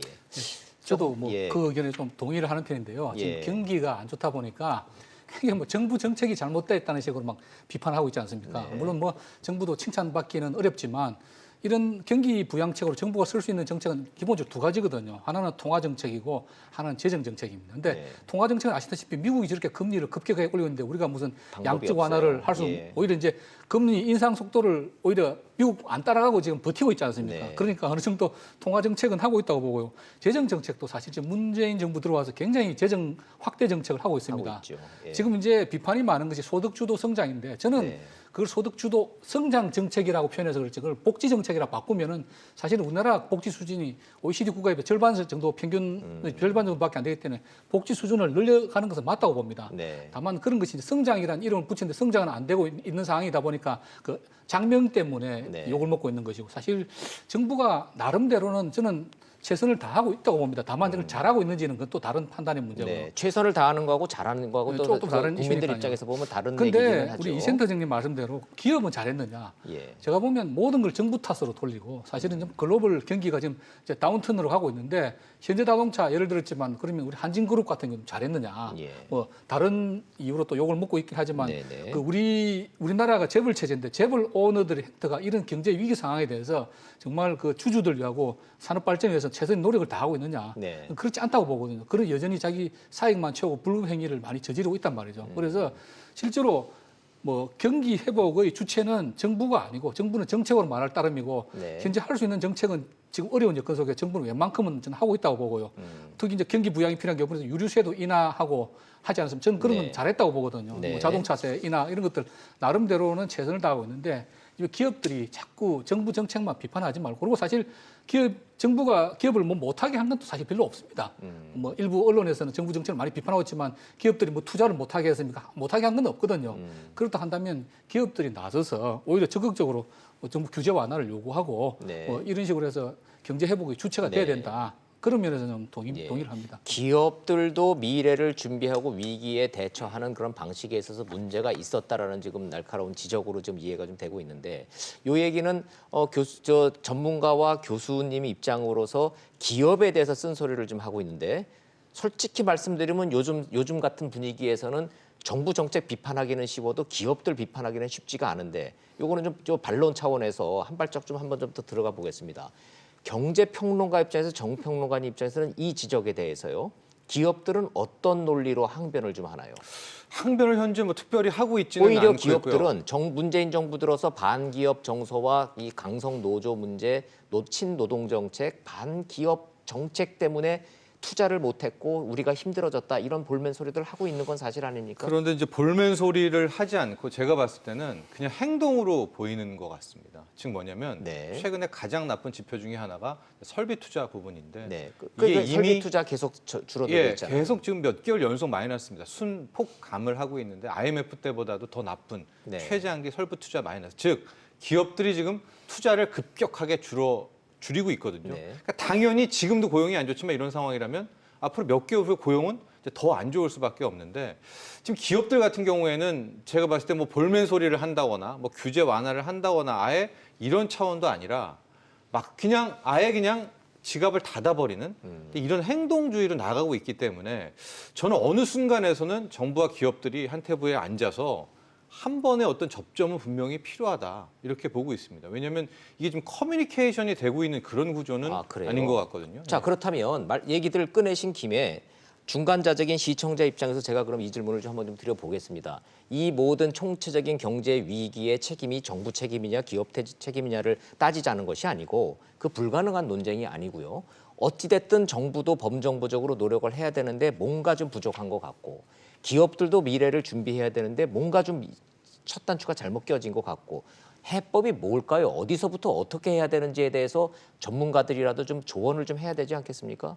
김 교수님 이거 정부 탓만 하지 말고 기업들도 다 잘못했다고 말씀하셨으니까 예. 그러면 반대로 어떻게 해야 됩니까? 정부는 어떻게 해야 되고 기업은 어떻게 해야 됩니까? 정부 입장에서 보면 사실은 이제 정부가 처음 출범할 때 너무 좀 자신이 있었던 것 같아요. 당시에 아까 말씀 작년 3분기 같은 경우에 문 정권 출범하자마자 성장률이 1.5% 올라갔고요. 경제도 좋았고, 경제 좋았고 그래서 좋았고. 이제 과거에 이제 주장해 오던 적폐청산이라든지 비리 기업인 처벌들 이런 부분에 오히려 방점이 있었고 투자라든지 뭐 기업인 기살리기 이런 부분에 대해서는 상대적으로 좀 덜한 측면이 있죠. 예를 들어서 이제 혁신 성장이라고 타이틀은 내걸었지만 네. 혁신 성장을 발명이 위한 구체적인 없었고. 액션들이 별로 네. 나오진 않았거든요. 근데 이제 올 들어서 경기가 계속 좀 성장률이 예상만큼 나오질 않고 경기 논쟁이 자꾸 벌어지다 보니까 이건 아니다. 그래서 왜 문 대통령께서 인도의 삼성 공장도 방문하고 지금 기업인들과 뭡니까 저 커뮤니케이션 하고 계시지 않습니까? 근데 네. 문제는 뭐냐면 그렇다고 노선이 변경됐으면 그거를 좀 더 강하게 소통하고 발표를 해야 됩니다. 근데 여전히 보면 지금 당국자들 부총리 말씀 다르고 청와대 정책실장 말씀 다르고 네. 또 대통령님 내놓는 메시지가 다르거든요. 경제가 어려우니까 기업인 중심으로 확실히 경제 성장을 하자. 그리고 우리 기업 뭔가 규제를 완화해주겠다 이런 메시지를 전달해야 되는데 한편으로는 여전히 또 뭐 적폐청산 이야기가 나오고 네, 있고요. 네. 그래서 일관된 메시지. 제가 느끼기에는 정부에서 이미 경제 활성화를 위해서 이제 가야 된다. 정책 방향을 내부적으로 어느 정도 수정을 한 것 같아요. 네. 그렇다고 한다면 그거를 좀 더 공식적으로 기업의 커뮤니케이션해서 기업들이 적극 투자를 하도록 하고 기업의 입장도 마찬가지입니다. 계속 우리가 비판이 있었지만 기업이 지금 고통을 피하고 있어요. 예를 들어서 현대차 같은 경우에 지금 생산성은 일본 도요타의 절반인데 네. 임금이 도요타보다 20%가 더 높거든요. 네. 그렇게 당연히 국내가 생산차 기지로서의 매력이 없죠. 네. 그렇다고 한다면은 그런데도 오늘 신문 보니까 현대차에서 대규모 또 해외 연수를 간다 그런 보도가 났습니다. 많은 전문가들이 알고 있습니다. 이제 우리나라 국내 자동차 산업은 제2의 조선 산업이 된다. 5년, 10년 뒤 되면 혹독한 구조 조직이 닥친다. 네. 그러면 요번에 광주에서 나름대로 그 반값 자동차가 아니고 인건비 네. 상당히 낮은 인건비로도 고용하고자 하는 그런 의지가 있는 종사원들이 있으니까 있죠. 그걸 하려고 그랬는데 노조에서 기득권을 지키기 위해서 반대해서 무산됐다는 기사를 봤는데 정말 안타까운 일이죠. 왜냐하면 네. 세계 최고의 자동차 생산 대국인 일본도 우리보다 인건비 낮고 생산성 2배고 옆에 중국 가면 우리 인건비 우리의- 6분의 예, 1입니다. 자동차 값은 반값이고요. 예.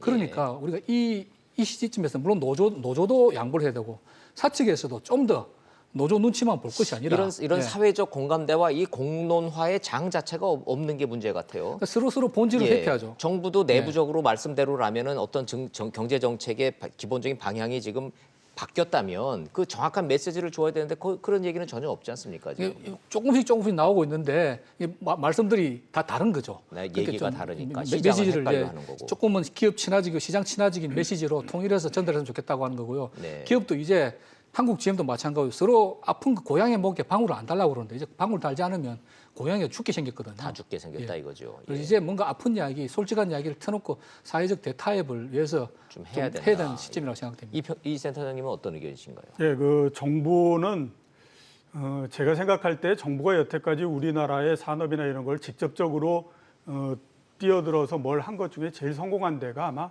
영화 산업이 아닌가라는 생각이 들어요. 그건 무슨 말씀이시죠? 그러니까 이제 예. 지금 결과를 보면 우리가 그 국내 영화가 네. 50%의 점유율을 넘는 세계에서 몇 안 되는 나라 중에 하나이거든요. 그렇죠. 이렇게 됐던 부분이 그 외환위기를 넘고 뭐 이러면서 정부가 일정한 펀드를 만들어서 그 영화에다가 이렇게 펀드 출자를 해주고 거기에서부터 이익이 나면 되는 거고 또 이익이 안 나면 그만큼을 손실 처리하고 하는데 네. 그 영화를 만드는 사람 입장에서 보면은 이 그런 안전판이 있기 때문에 이 과감하게 많은 시도를 했고 그게 지금 투자를 성공을 할수 있었어요. 했다라고 네, 볼 수가 네. 있는 거죠. 정부의 역할은 여태까지 우리나라의 산업이 발전해 오는 과정에서 제일 초기에 정부가 돈을 들여서 기술의 상당 부분들을 개발하는 쪽으로서 투자를 하기 시작하는 것이 항상 그 정부가 했던 역할입니다. 그게 네. 선도적인 투자였거든요. 네. 지금 우리가 이 경기나 이런 부분들이 안 되고 그러는 가장 큰 원인 중에 하나를 보면 과거처럼 전 세계에서 어떤 새로운 산업이 막 나오거나 이러는 게 아니기 때문에 우리가 거기에 걸려버린 상태거든요. 네. 그만큼 지금 정부가 선도 투자를 해야 된다라고 하는 것의 중요성은 굉장히 높아졌다라고 봐야 되는 거고요. 네. 그다음에 기업들 보면 우리 그 정평론가께서 말씀하셨지만 투자 굉장히 줄어들지 않습니까? 이 원원이 굉장히 오래된 전부터 온 겁니다. 그러니까 네. 외환위기가 지나고 나서 상황이 안정이 된 다음에 기업들이 판단했을 때 죽은 놈과 산 놈의 차이는 뭐냐라는 거 했을 때 죽은 놈은 거의 대부분 다 투자를 많이 했던 놈은 다 죽었다 이런 아하. 그 생각이 드니까 예. 그 이후서부터 굉장히 소극적이 될 수밖에 움켜쥐고 없거든요. 있는 거죠. 근데 이제는 내부에 유보된 자금이 900조를 넘는 그 상황이 됐습니다. 그러니까 여기에서 더 기업들이 투자를 위축시키고 뭘 안 하고 하게 되면 이거는 미래의 기업들이 먹고 살 수 있는 거리 자체를 확보하지 못한다라는 게 되고요. 네. 그렇게 되면 한 산업이 쇠퇴할 때마다 우리나라 기업들은 굉장히 어려워질 수가 있으니까 그렇죠. 그런 거에 대한 마인드 변화 이거서부터 시작을 해야 된다라는 예. 생각이 듭니다. 센터장님 말씀을 제가 기업 입장에서 만약에 듣는다면 이 자리에 정평론가님이 이제 기업을 대표하는 분이시라면은 투자 그러는데 투자를 할 만한 여건은 정부가 마련해 주는 것은 그거는 책무이자 의무이다. 그러나 대한민국 경제 정책은 설비 투자를 할 만한 여건과 규제 완화는 안 되고 무조건 투자만 하락하니 우리는 못하고 그냥 현금 뭉켜주고 외국으로 나갈 생각만 하는 거다. 이런 얘기들 수없이 많이 들으셨을 텐데. 그렇죠. 근데 비공식적으로 그런 얘기를 많이 하면서 네. 공식적으로는 목소리를 좀 안 내고 있고 행동으로 설비 투자를 줄이는 게 전 이게 문제라고 해서 뭔가 첫 번째는 기업들이 정부에 대해서 겁을 먹고 있습니까? 겁을 먹는 게 아니라 네. 그러니까 접점이 필요한 것 같아요. 그러니까 서로가 서로를 이렇게 좀 외면하고 있는 그러니까 진정한 외면하고 어떤 만남이 한 테이블에 아까 소통이 안 되고 있다. 예, 우리 김 예. 교수님 얘기했는데 저도 이제 그것을 굉장히 강조를 하고 있는데요. 지난 네. 주말에 이제 그 촛불 집회 같은 이제 강화문 집회 중에 하나가 네. 일부였지만 적폐청산이 아직도 안 돼 있다라고 이제 또 그렇게 일부 국민들은 생각을 하고 있거든요. 그러니까 지금 스탠스가 조금 모호한 것 같습니다. 가령 이제 공정경제라는 축을 밀어붙여서 성공했느냐 그것도 아니고. 예, 못 하거든요. 뭐 그러니까 이게 뭐 약간 정성적으로 뭐 한진에 뭐 차녀를 물병 던졌다고 약간 뭐 포토라인을 세웠다가 무죄로 풀어주고 그러니까 이것도 삼성에 대한 문제도 그렇고 공정경제도 지금 못 하고 있는 상황이면서 또 그런데 기업들은 완전히 그냥 딴 세상처럼 아예 지갑 닫고 자기들끼리만 살고 있으니까 이거를 끌어내든가 아니면 네. 더 강력한 공정경제로 굴복시키든가라는 것들을 정부가 스탠스를 정해야 되는 것이고 저는 또 하나 필요한 부분이 역시 재정 문제입니다. 아까 우리 이종호 센터장님은 이제 영화 산업이 굉장히 잘했다라고 하는데 저는 이제 개인적으로 하나를 더 덧붙이면 DJ 정부 시절에 이제 IT 버블 정책 물론 욕도 많이 먹었죠. 네. 게이트도 많았었고 뭐 이런저런 문제도 많았지만 저는 그때 정부가 이끌어갔었던 그때의 힘으로 현재 대한민국 IT 어느 정도 먹거리가 찾았다라고 보거든요. 그래서 그렇죠. 지금 이렇게 세수 풍년이고 세금이 충만하다면 이거 찔끔찔끔 도와주는 방식이 아니라 네. 뭔가 재정을 써서 이끌어 가야 됩니다. 새로운 이 일자리가 아니라 일거리를 정부가 만들어 그렇죠. 그게 주면 버블이건 뭐건 새로운 4차 저는 예, 그래서 이제 일자리- 4차 산업혁명 뭐 부양책 뭐 이렇게도 명명하고 싶은데 그렇게 깃발 들고 정부가 나가고요. 한켠에서는 공정경제를 더 세게 하면 네. 제가 보기에 기업들이 이렇게 버티다가 저게 돈 되다 하면은 또 들어옵니다. 네. DJ 정부 때도 결국은 들어오게 돼 있어요. 이끌고 나가면. 그러니까 그런 형태로 좀 명확한 스탠스를 보여야 되는데 지금은 기업들과도 이게 멀어진 것도 아니고 가까워진 것도 아니고 공정경제로 완전히 막 칼을 든 것처럼 네. 하다가도 또 막판에서는 또 칼을 내리고요. 세금으로 예. 재정은 좋은데 재정을 가지고 또 으쌰으쌰 하는 걸 원하는데 으쌰으쌰는 안 하고 있고요. 쓰는 돈은 수십조는 흔적 없이 사라지고. 예, 싸고 있고 예. 이런 것들이 뭐 총체적인 뭐 문제. 이런 메시지가 분분명한 거에 정부 정책이 실패하는 거 아니냐라는 어떤 그냥 막연한 비판으로 자꾸 이어지는 것 같아서 김 교수님 같으면 어떻게 하시겠습니까? 그러니까요. 이제 결국은 참 저도 그쪽 내부 사정을 잘 모르겠는데 누군가가 대통령께서 경제의 사령탑으로 지명하시고 그분한테 뭐 정권을 주시든지 아니면 네. 대통령 입으로 직접 메시지를 전달하시든지 대통령께서 지난번에 인터넷 은행 뭐 결국 통과됐지만 네. 인터넷 은행 검산 분리 완화 원칙을 주장하셨는데도 그 통과되는데 여당 내부에서도 반대하고 네. 진통이 많았지 않습니까? 사실 말씀하신 대로 우리나라 기업들이 지금 투자 여력이 없는 것은 아닙니다. 네. 과거에는 우리가 자본이 워낙 귀했을 때는 빚내서 투자 그러다가 불경기 오면 망하고 그랬는데 지금 우리나라 대기업들이 유보금이 엄청나거든요. 그래서 투자 여력은 있는데 이제 눈치 보느라고 안 하는데 그 투자를 주저하는 중에 하나가 사실은 규제입니다. 예를 들어서 지금 건설 경기 설비 투자율이 굉장히 떨어지고 있다는데 그건 부동산 값 잡으려다 규제가 좀 과한 측면이 있는 거고요. 네. 그다음에 결국 성장 분야가 우리 혁신 성장할 때 성장 분야가 IT, 바이오, 네. 뭐 핀테크 이런 쪽인데 이런 쪽들이 또 각각의 기득권이라든지 뭐 이런 이해관계 맞물려 가지고 규제 완화가 대통령은 맨날 말씀하셨지만 실무선에 내려가면 전혀 진척이 안 됩니다. 안 돼요. 예. 그러니까 기업 입장에서 보면 이 투자를 해서 리턴이 나와야 되는데 규제 법규에 발목 붙게 투자해가지고 예. 언제 그걸 거두들을지 그 불확실한 상황에서 투자를 못 하고 있다는 거거든요. 네. 그래서 제가 생각할 때 지금 투자를 해서 과거처럼 뭐 과도한 빚 때문에 쓰러지거나 그런 우려보다는 오히려 투자를 못한 이유 규제 때문이 아닌가. 그래서 네. 정부가 할 일은 과감하게 신산업에 대해서는 특히 투자 그 규제를 좀 완화하는 방향으로 가야 된다고 저는 네, 생각합니다. 정부의 역할에 대해서는 전문가들한테 이구동성으로 좀 말씀하고 계십니다.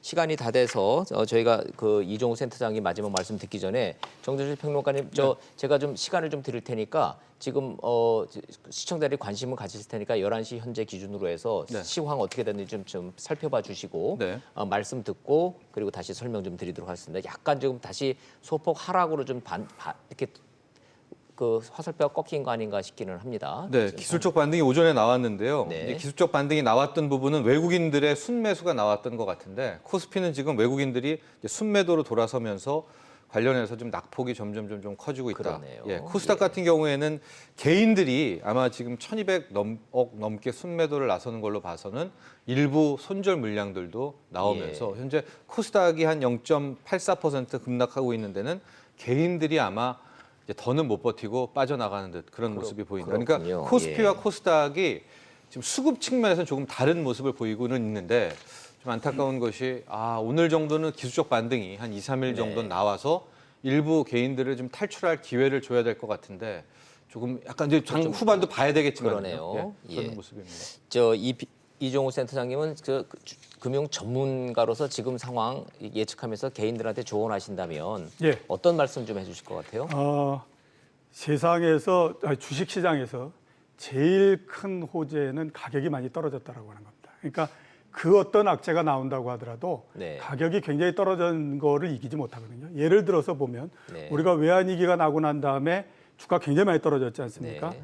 그때 어떤 일이 있었냐면 러시아가 디폴트를 선언을 해버렸어요. 네. 모두 다가 이제 완전히 모든 건 다 끝났다라고 했지만 주가는 거기서 떨어지지 않고 올라갑니다. 왜냐하면 가격이 너무 떨어졌기 때문이죠. 지금 보면 물론 모든 상황이 다 어려운 것은 사실입니다. 그렇지만 가격도 많이 떨어졌고요. 우리가 2011년서부터 2016년까지 5년 동안 주가가 1,800을 바닥으로 해서 5년 동안을 버텨왔거든요. 네. 그 사이에 유럽은 재정 위기도 겪었고요. 그 다음에 미국이 처음 금리 인상도 했고요. 네. 그 당시에 우리나라의 기업 이익은 30조를 넘은 적이 없습니다. 지금은 50조입니다. 그러니까 그만큼 1,800이라고 하는 선은 굉장히 탄탄한 선이기 때문에 네. 만약에 거기에서 지지가 이루어진다라고 하면 이미 주가는 4분의 3이 떨어진 겁니다. 네. 여기에서 너무 지금 시장에 움직이는 것에 일희일비하면 오히려 나중에 결과가 안 좋을 수가 있으니까 그냥 좀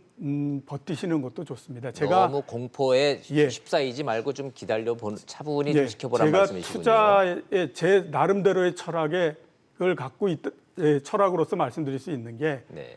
너무 늦었다고 생각할 때는 아무것도 안 하는 것이 상책이다라고 하는 걸 한번 염두에 두셨으면 싶은 생각입니다. 네.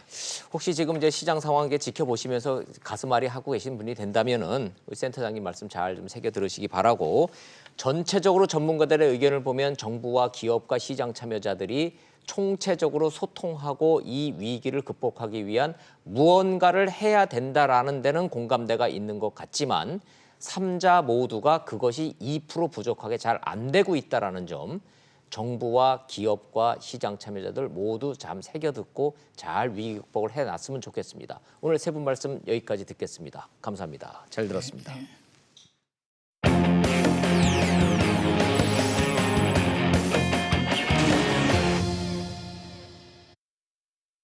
이슈 따라잡기로 이어가도록 하겠습니다. 임종헌 전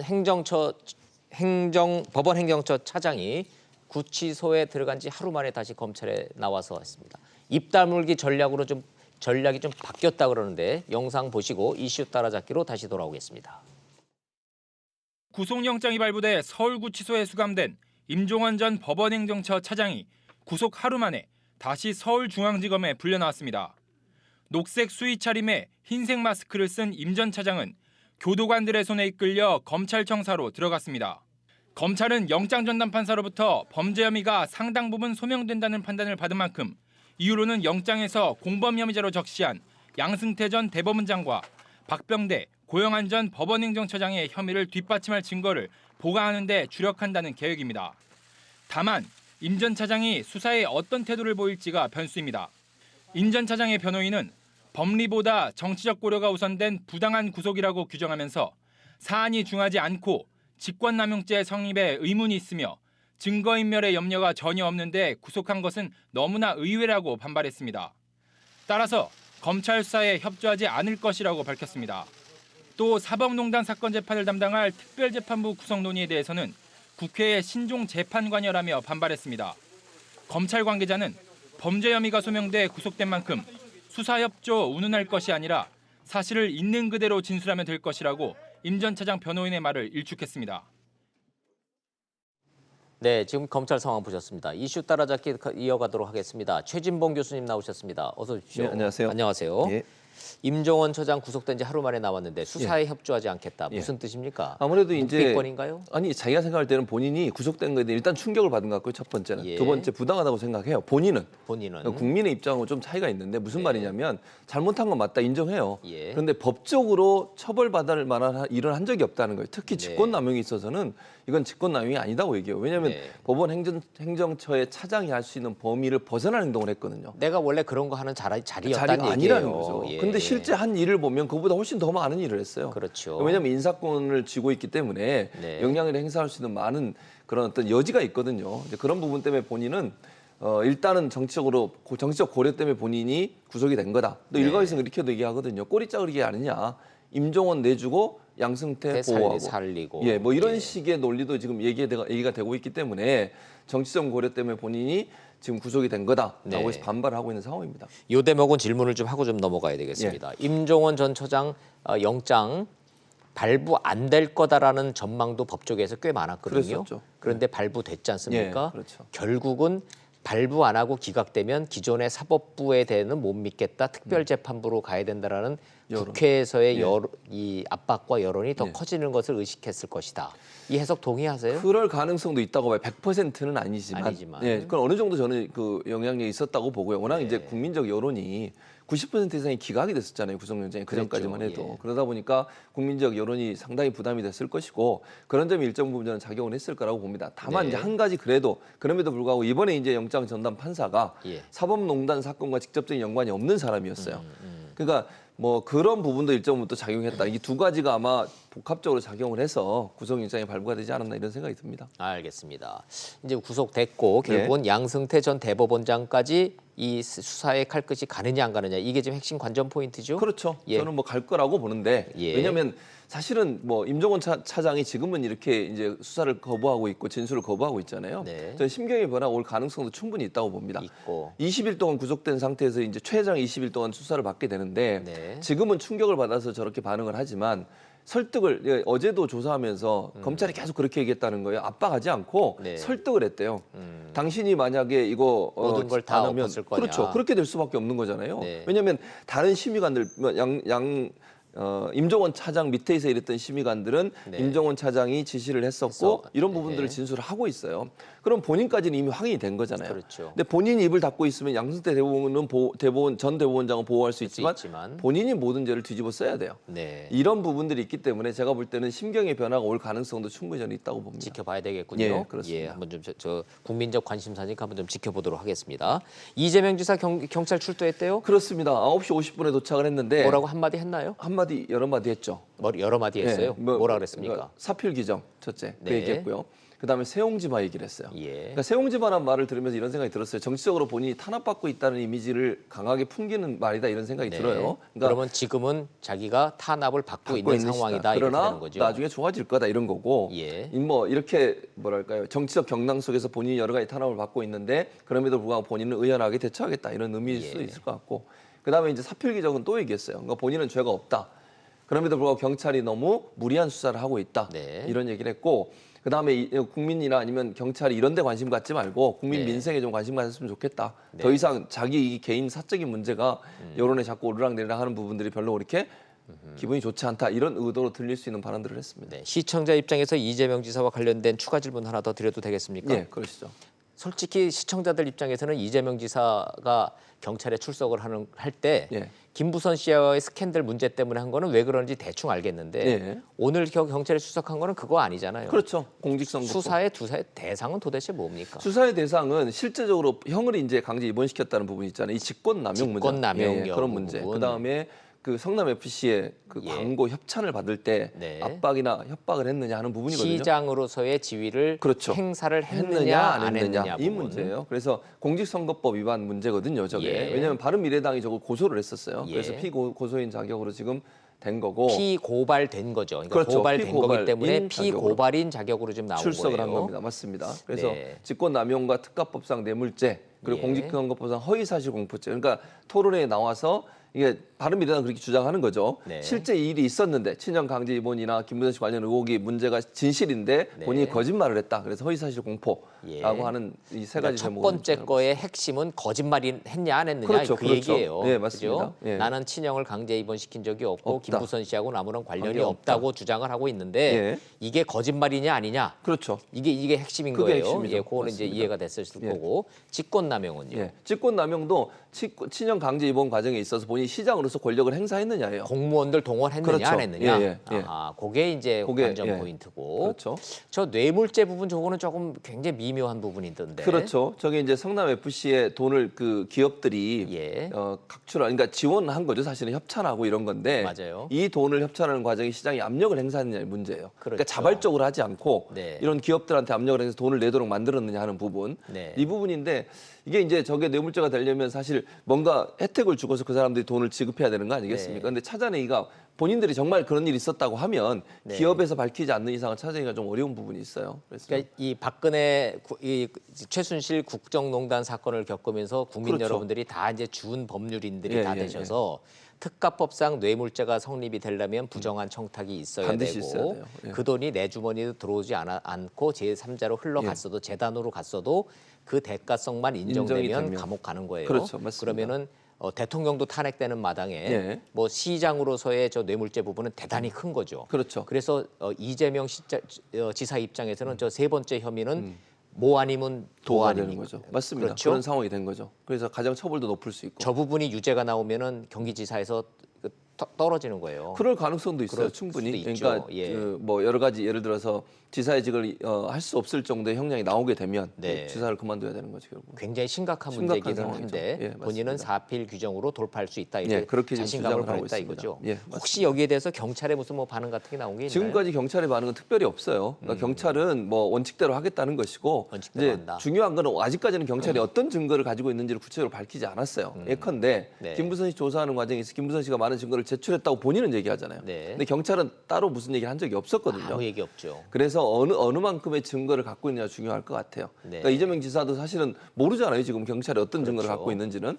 그런 상황에서 조사에 들어갔기 때문에 조사하는 과정에 이제 증거가 제시가 될 거예요. 예. 이런 증거가 있는데 이런 뭐 예를 들면 어떤 입장이십니까? 라든지. 그렇죠. 그리고 제가 볼 때는 이번 그 조사가 한 번으로 끝날 가능성이 있어요. 그러니까 도지사직을 지금 수행하고 있고 이게 12월 13일까지는 조사가 끝나야 되거든요. 네. 그러니까 왜냐하면 기소가 돼야 돼요. 왜냐하면 이게 그 선거법과 관련된 부분은 6개월 안에 기소가 돼야 되는 거거든요. 그렇죠. 그런 상황이라고 결론이 하면 빨리 나와요. 그렇죠. 생각보다. 그 예. 시간이 얼마 없어요. 그래서 두 번 다시 부를 가능성은 제가 볼 때 낮다고 보고 오늘 아마 늦게까지 하더라도 네. 경찰 입장에서 오늘 조사를 끝낼 것 같고 한 가지 눈에 띄는 게 뭔지 아세요? 뭡니까? 이번에 조사하는 경찰관이 4명이 들어가는데 4명이 다 변호사 자격증이 있는 경찰관들이에요. 아, 그렇군요. 그래서 예. 법리 다툼을 좀 강하게 할 것 같아요. 예. 그러니까 이재명 지사가 또 조사하는 경찰관들도 변호사고 변호사 자격증이 있는 경찰관 조사 받는 사람도 이재명 지사도 변호사고 예, 그렇습니다. 변호인들은 대형 로펌의 변호사들이고 그렇죠. 예, 맞습니다. 변호사들의 싸움이군요. 법적인 싸움이죠. 법리 다툼이죠. 아, 말하자면. 그거 아주 볼만한 싸움이네요. 그러니까요. 예, 예. 그래서 이재명 지사의 저 세 가지 혐의에 대한 저 법리 다툼은 국민 여러분들도 한번 저 꼼꼼히 좀 들여다보실 지켜봐야 필요가 좀 될것 있어요. 좀 아주 주고 보시자고요. 예, 알겠습니다. 한 명 더 유명한 사람 또 출석한 분 있죠? 김경수 지사입니다. 김경수 예, 지사. 경남 첫 지사인데 공판이죠? 오늘 첫 공판입니다. 네. 그래서 그 이제 아무래도 출석해서 조사하는 과정에 이게 창원에서 왔다 갔다 해야 돼요. 서울에서 네. 지금 이제 재판을 받게 재판이 되는 되고 거고 있고. 그런 상황에서 일주일에 한 번 내지 2번 정도 재판이 이루어질 가능성이 있고요. 네. 왜냐하면 이것도 12월 13일 전에 끝나야 돼요. 그러네요. 그래서 이제 이것도 재판- 선거법이죠? 그렇죠. 네, 선거법 예. 관련된 거. 이거는 이제 아시는 거 드루킹 관련된 예. 사건이니까 가장 논란이 되는 것은 이렇습니다. 킹크랩 시연 현장에 있었느냐, 있었느냐 없었느냐. 예, 그게 가장 큰 논란이고. 그리고 알았느냐, 몰랐느냐. 그러니까 예. 지시가 있었냐, 또는 지시까지는 아니라도 네. 묵인이 있었느냐, 알고 있으면서 묵인했느냐 하는 문제라고 보여지고요. 네. 그다음에 이제 오사카 총영사 자리를 놓고서 청탁을 했느냐 안 했느냐 이 문제도 네. 지금 논란이 되고 있어요. 이 두 가지가 가장 큰 쟁점이 될 것 같습니다. 예. 이재명, 김경수 다 민주당 당선자들인데 그렇습니다. 다 거물지사고 예. 대선 후보군들이고 그렇죠. 큰 두 이 인물이 지금 다 이제 조사받고 공판 시작하고 아이고 아주 그냥 빅주네요. 맞습니다. 빅위크입니다. 예. 좀 봐야 되겠습니다. 자유한국당 얘기 마지막으로 좀 해볼까요? 예. 인적 쇄신을 하겠다는 얘기입니까? 통합을 하겠다는 얘기입니까? 저는 아무리 들어봐도 헷갈리던데요. 저도 헷갈려요. 뭐 하자는 얘기입니까? 그러니까 지금? 저도 이해가 안 되는데 사실은 예. 이제 이런 것 같아요. 인적 청산이 필요하다는 부분에 공감이 이미 된 거잖아요. 네. 쇄신을 하기 위해서 인적 청산이 필요한데 예. 그거는 강제로 하지 않겠다는 게 전원책 변호사의 또 주장이에요. 예. 그러니까 알아서 물러나시는 게 좋겠다. 만약 그렇지 않으면 이제 어쩔 수 없이 해야 되지만 네. 가능한 한 먼저 물러나시는 게 좋겠다 얘기를 한 거고 네. 또 하나는 이제 끌어들이는 방법으로 태극기 부대를 끌어들이겠다고 또 얘기를 하잖아요. 네. 근데 그렇게 되면 저는 상충된다고 보거든요. 아하. 그러니까 인적 청산이라고 모순이 벌어지는군요. 그렇죠. 거기서. 왜냐하면 예. 인적 청산이라고 하는 것은 탄핵에 책임 있는 또 국민들이 보수 진영에 있던 분들이 자유한국당을 떠난 이유가 뭡니까? 탄핵이 그렇죠. 중요한 영향을 예. 미쳤지 않겠습니까? 그러면 탄핵과 관련되거나 탄핵에 책임 있는 사람들은 인적 청산의 대상이 돼야 되는 거거든요. 네. 그런데 실제 태극기 부대는 지금도 탄핵이 잘못됐다고 주장을 하고 그렇죠. 있어요. 예. 박근혜 전 대통령이 죄가 없다고 얘기하고 예, 있고. 탄핵에 찬성했던 자유한국당 의원들은 나가란 얘기잖아요. 그렇죠. 그런 오히려. 얘기거든요. 예. 근데 이게 통합이 되겠냐는 거죠. 그래서 전원책 변호사의 주장은 그 사람들도 안고 가야 되는 대상이라고 주장을 하고 있지만 네. 실제 그렇게 됐을 때 들어오면 저는 당내 갈등이 더 커질 거라고 생각해요. 김병준 위원장과 이 전원책 변호사의 이 내부 갈등설은 실체가 어디까지 좀 나와 어느 있습니까? 정도 저는 있다고 보는데 바로 이게 그 대목인가요? 이 대목이에요. 그러니까 아하. 그래서 지난 주말이었죠. 지난 주말에 이제 김병준 비대위원장이 약간 한 방을 날렸어요. 그러니까 예. 전원책 변호사도 거기에 반응을 했고 무슨 말이냐면 그 평론가로서 하는 부분에 있어서는 인정을 할 수 있지만 네. 비대위원으로서 할 수 있는 말은 일정 부분 좀 제한이 돼야 된다 이런 얘기를 했어요. 가려서 좀 이해해달라. 그렇죠.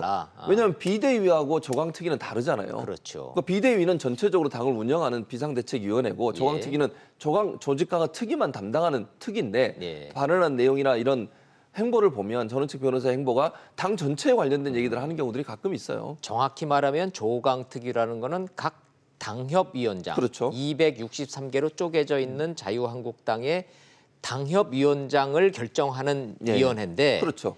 태극기 부대를 영입한 해 만에 그건 아니죠. 누구를 뭐 그 업무가 출마한 해 아니에요. 만에 하는 거는 당신의 업무를 벗어난 얘기죠. 거다라는 그렇죠. 게 김병준 위원장 위원장. 얘기고. 그랬더니 이제 전원책 변호사 그런 얘기했죠. 김병준 비대위원장이 조강특위 위원들을 초청해 식사를 하겠다고 그랬어요. 네. 안 가겠다고 그랬어요. 아하, 안 간다. 그 당신이 부른다고 우리가 가냐? 예. 우리한테 정권을 주겠다고 하면서 간섭을 하느냐? 그 정치판에서 밥 안 먹으러 간다는 얘기가 굉장히 무서운 얘기인데. 그러니까요. 그죠? 그래서 이제 상당히 불쾌함을 드러냈어요. 그리고 우리가 당신이 부르면 가고 오고 이런 사람들이 아니다. 우리는 네. 독립적으로 운영되고 있는 곳이고 네. 우리의 조직과가 특위가 활동하는 부분에서 당이 관여하지 않기로 약속했으면 네. 관여하지 말라. 그 말은 내가 무슨 말을 하든 네. 내가 어떤 행동을 하든 비대위원회에서 뭐라고 할 수 있는 상황은 아니다. 이렇게 지금 주장을 하고 있는 거죠. 전권을 주겠다면서 왜 내가 하는 말에 시시비비를 자꾸 가리냐? 그러면 그렇죠. 그 얘기도 또 뭐 전원책 변호사 입장에서는 할 수 있는 얘기기는 해요. 그렇죠. 근데 이제 범위를 놓고는 또 논란이 될 수 있거든요. 아까 말씀을 나눴듯이 전권의 범위가 있었다. 그렇죠. 그 얘기군요. 예. 그 결국은 자유한국당에서 이 문제, 이 통합과 인적 청산을 놓고서는 이 결론은 언제쯤이나 날 것 같습니다. 제가 볼 때는 쉽게 결론이 나지 않을 것 같아요. 왜냐하면 지금 일부 그 친박이나 아니면 일부 의원들 중에는 또 태극기 부대를 네. 받아들이는 것을 긍정적으로 평가하는 부분들이 또 있거든요. 네. 어쩔 수 없이 가야 된다. 그렇게 되면 결국은 쇄신이나 혁신을 통해서 떠나간 보수의 마음을 붙잡겠다고 하는 네. 김병준 비대위원장의 어떤 생각이나 방향 자체가 상당히 네. 도전을 받을 가능성이 있어요. 네. 지금까지는 김병준 위원장이 뭐 이런 얘기는 있잖아요. 그래도 당내 화합을 일정 부분 이뤄내는 부분이 성과다. 특별히 뭐 한 건 없지만 예. 예컨대. 예. 그런데 그것도 도전에 직면할 가능성이 있죠. 김병준 있다, 위원장이 이거죠. 애매한 입장을 취하게 되면. 그러네요. 예. 마지막으로 요 질문 좀 해보죠. 예. 범야권에서 유력한 대선 주자가 그래도 누구냐라고 여론조사 해보면 대충 그래도 숫자는 낮지만 1등 나오는 분이 황교안 전 그렇습니다. 총리지 예, 않습니까? 맞습니다. 근데 황교안 전 총리 영입하겠다고 김병준 위원장이 좀 움직이신다는 얘기까지는 다 국민 알고 여러분들이 있죠. 알고 예, 계시는데 맞습니다. 뭐 올리셨대요 봤더니 바로 글을 전해오던데. 예, 맞습니다. 28일 날 올린 글인데 멀쩡한 경제를 망가뜨리는 정책 실험들이 계속되고 있다. 네. 정말 나라 걱정이 많이 된다. 정책 실패를 국가 재정으로 덮으려고 하지만 재정 포복기만으로는 일자리 생산성을 끌어올리기 어렵다. 네. 이렇게 SNS 글을 올렸어요. 진짜 페이스북에. 걱정이 많이 되시긴 되시나 봐요. 그러니까요. 예, 근데 근데 이제 저 예. 워딩만 놓고 보면 예. 국민들이 신중하기로 유명한 황교안 전 황교안 총리가 총리가, 나라 예. 걱정을 저렇게 공개적으로 하시는 거 보면 정치를 재개하려고 하는구나 이런 해석 가능할 텐데. 가능해요. 왜냐하면 황교안 전 총리 같은 경우는 실제적으로 저런 발언을 하거나 저런 태도를 보인 경우는 거의 없었어요. 없죠. 홍준표 전 대표하고 또 달라요. 결이 예. 달랐으니까. 그렇죠. 그런데 이제 이번에 저렇게 페이스북에 글을 올렸다고 하는 것은 일정 부분 정치에 대한 어떤 의도, 정치 활동을 하겠다는 네. 의도를 조금 보이는 것 같아요. 특히 네. 저 말은 물론 뭐 국가에 대한 걱정이기도 하겠지만 문재인 정부에 대한 비판이잖아요, 결국은. 네. 그런 거거든요. 그러니까 문재인 정부를 대상으로 해서 비판의 칼을 빼들었다고 하는 것은 네. 본인이 적극적으로 정치에 대해서 관심을 갖고 있다는 것을 보여주는 신호탄이 될 수 있죠. 좋습니다. 예. 그러면 저희가 마지막으로 시청자 여러분들 앞에서 이 정치 평론을 하고 분석을 하고 객관적이고 중립적인 입장에서는 최 교수님하고 저하고 예. 점심 내기 하십시다. 예, 그렇습니다. 황교안 전 총리 자유한국당 들어간다 안 들어간다. 시기에 관계없이 말씀하시는 네. 거죠. 저는 들어간다고 봅니다. 들어간다에 예, 한 한 표 표. 거셨습니다. 예, 예, 저는 뭐 제 입장까지 말씀드린 그러니까 그 결과에 따라서 나중에 점심은 알겠습니다. 사고 그러겠습니다. 거는 예. 나중에 결정하시도록 예, 하시죠. 알겠습니다. 예, 최준봉 교수님은 어찌됐든 황교안 전 총리는 정치 재개를 할 거다 이렇게 지금 분석을 하고 계시네요. 말씀 잘 들었습니다. 예, 고맙습니다. 감사합니다.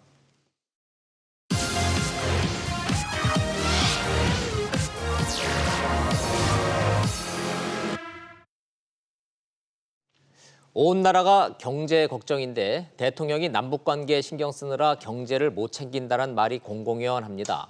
그럴 리 있겠습니까? 그러나 사실 여부를 떠나서 경제 정책에 문제 있다라는 국민적 인식은 실업률, 고용률, 기업 실적, 주식시장 이런 거에 고스란히 나타나고 있습니다. 상황이 이러한데 청와대가 침묵하는 건 더 큰 문제입니다. 대책이 뭐고 앞으로 어떻게 하겠다 일절 말이 없습니다. 도대체 왜 그럴까? 적폐청산과 남북관계는 이벤트와 퍼포먼스가 먹히지만 경제는 수치로 나타나기 때문이라고 봅니다. 그래서 한국 경제 위기, 청와대가 나설 때라고 봅니다. 범정부적 노력이 진행되고 있구나. 대통령이 나섰구나. 국내외 보여야 합니다. 경제는 심리라는데 진짜 쇼라도 해야 한다는 뜻입니다. 청와대 출입기자와 산행에 나선 대통령이 올해 남은 국정과제로 경제 꼽은 거 저는 다행이라고 생각합니다. 직설 마칩니다. 시청해 주셔서 고맙습니다.